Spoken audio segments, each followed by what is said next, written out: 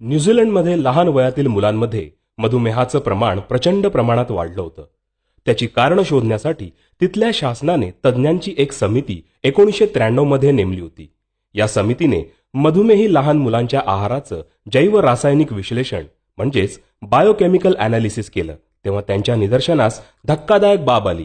ती म्हणजे या सर्व रोगाचं कारण म्हणजे Jersey, Holstein Friesian, Red Danish या काऊचं दूध हे आहे. या संशोधनानंतर या विषयावर परत 97 वेळा विविध तज्ज्ञांनी अभ्यास केला. सर्वांचा निष्कर्ष सारखाच आहे. भारतीयांचे डोळे खाडकन उघडावे अशी घटना म्हणजे जेव्हा या शास्त्रज्ञांनी भारतीय वंशाच्या गायीच्या दुधाचा अभ्यास केला तेव्हा त्यांच्या असं लक्षात आलं की भारतीय गायीचं दूध हे A2 प्रकारचं असून ते आरोग्यासाठी अत्यंत उपयुक्त आहे. इतकंच नव्हे तर मधुमेह, हृदयरोग, कॅन्सर इत्यादी विविध आजार दूर करण्याची त्यामध्ये क्षमता आहे. आणि भारतीय देशी गायीच्या तुपामुळे हृदयरोगाच्या रक्तवाहिन्यांमधील कोलेस्ट्रॉल दूर होतं, तर गोमूत्रामुळे कॅन्सर बरा होतो. विचार करा, आपल्या प्राचीन भारतीय ऋषीमुनींचा अभ्यास किती सखोल होता ते, जे आधुनिक शास्त्रज्ञांना समजायला इतकी वर्ष लागली की देशी गायीचं दूध, तूप, गोमूत्र मानवी आरोग्यासाठी वरदान आहे हे हजारो वर्षांपूर्वीच आपल्या आयुर्वेदात सांगितलंय. ज्याप्रमाणे महाभारतामध्ये कृष्णाला विषारी दूध पाजून मारायला पुतना नावाची राक्षसीण आली होती, अगदी त्याच पद्धतीनं सध्या भारतीयांपुढे जर्सी, होल्स्टन फ्रिजियन या प्राण्यांच्या दुधाचं ओढवून घेतलेलं संकट आहे असं कोणाला वाटल्यास त्यात अतिशयोक्ती नाही. दुधावरील या संशोधनामुळे New Zealand, America, Australia, Britain, Brazil या देशांमध्ये जर्सी, होल्स्टन फ्रिजियन या प्राण्यांचं A1 दूध पिणं बंद केलं असून भारतीय गायींच्या दुधाला प्रचंड मागणी वाढली आहे.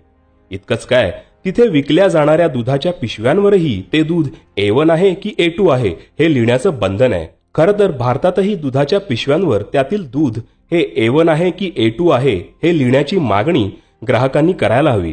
कारण आपण काय विकत घेतो त्याबद्दल जाणून घेण्याचा ग्राहकांना कायद्याने पूर्ण अधिकार असतो. जसं तंबाखू, सिगरेटच्या पाकिटावर त्याचं सेवन आरोग्यास घातक असल्याची सूचना लिहिली जाते, अगदी त्याप्रमाणे भारतात मात्र या बाबतीत पूर्ण गोंधळच आहे. अजून आम्हाला दुधाच्या A1 आणि A2 यामधील फरकाचीच माहिती नाही. सर्वसामान्य जनतेला गाईचं दूध म्हणजेच काऊ मिल्क या गोंडस नावाने जर्सी या घाणेरड्या प्राण्याचं रोगकारक A1 दूध विकलं जातं.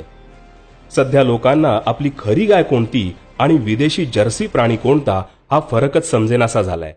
इतका की अगदी व्हॉट्सअपच्या स्माइलीजमध्ये देखील जर्सीचं चित्र दिलंय. त्याला आपण गैरसमजाने गाय समजतोय. देशी गाय आणि जर्सी हे एकमेकांपासून पूर्णपणे वेगळे आहेत. दोन्ही समोर ठेवून निरीक्षण करा म्हणजे फरक समजेल. जर्सीचं दूध प्यायल्यामुळे मधुमेहाचं प्रमाण प्रचंड प्रमाणात वाढलंय. अगदी लहान मुलांमध्ये देखील मधुमेहाचं प्रमाण खूप वाढलंय. आम्ही एकीकडून मधुमेहावर उपाय म्हणून महागडी औषधं घेतो, तर दुसरीकडे गायीचं समजून जर्सीचं A1 दूध पितो. कसा बरं रोग बरा होणार? आहे की नाही गोंधळ? गेल्या 40 वर्षांपासून म्हणजे विदेशातून जर्सी भारतात आणल्या तेव्हापासून भारतात मधुमेहाचं प्रमाण प्रचंड वाढलंय. आपल्या शास्त्रज्ञांनी श्वेतक्रांतीच्या नावाखाली भारतीय देशी गायींचं विदेशी जर्सी प्राण्याबरोबर संकर करून भारतीय गायींचा वंश नासवला. त्यामुळे देशी गायींच्या 80 पैकी 57 जाती नामशेष झाल्यात आणि जर्सीचं रोगकारक दूध पिण्याची वेळ जनतेवर आली आहे. एकेकाळी देशी गायींच्या दुधाने समृद्ध असणाऱ्या आपल्या देशात आज देशी गायीचं दूध मिळणं अवघड बनलंय. देशी गायीचं तूप मिळणं तर फारच दुर्मिळ.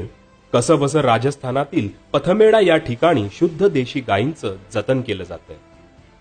तिथल्या शुद्ध गायीचं तूप प्रयत्नपूर्वक मिळू शकतं ही त्यातल्या त्यात जमेची बाब. इतर देशांनी मात्र गेल्या काही वर्षात भारतामधून देशी गायी नेऊन त्यांची उत्तम शुद्ध स्वरूपात जोपासना केली आहे. ब्राझीलमध्ये 60 लक्ष शुद्ध भारतीय गीर गायी आहेत, तर मूळ भारतात त्यांची संख्या शिल्लक आहे फक्त 3000. ब्राझीलमध्ये भारतीय गीर गायीचं दिवसाचं दूध उत्पादन आहे 64 लिटर. असं असूनही आपले डोळे अजूनही उघडलेले नाहीत. भारतात आजही दिवसाला लक्षावधी देशी गायींचा जर्सी बरोबर संकर करून त्यांचा वंश आपण नासवून विषारी बनवत आहोत. हे असंच चालू राहिलं तर येत्या 5 वर्षात देशी गायी भारतातून नामशेष होतील असा इशारा तज्ज्ञांनी भारताला दिलाय. मित्रांनो, आपल्या घरी विकत घेतलं जाणारं दूध हे खऱ्या देशी गाईचं आहे की त्या नावाखाली जर्सीचं दूध आहे हे तपासा.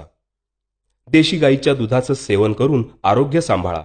तसेच बाहेर जेवताना पनीर, चीज हे कोणत्या दुधापासून बनवलंय याची खात्री करून आपलं आणि आपल्या कुटुंबाचं आरोग्य जपा.